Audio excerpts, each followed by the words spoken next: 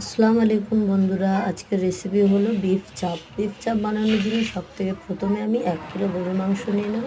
গরুর মাংসটা পাতলা পাতলা করে কেটে এবারে তারপর আমি একটা মিক্সার গ্রাইন্ডার জার নিলাম। জারের মধ্যে 5-6টা পেঁয়াজ, 4 মগজ পোস্ত, কাজু বাদাম নিয়ে একটা পেস্ট করে পেস্টটা হয়ে গেলে এবার মাংসের মধ্যে পেস্টটা ঢেলে দেবো।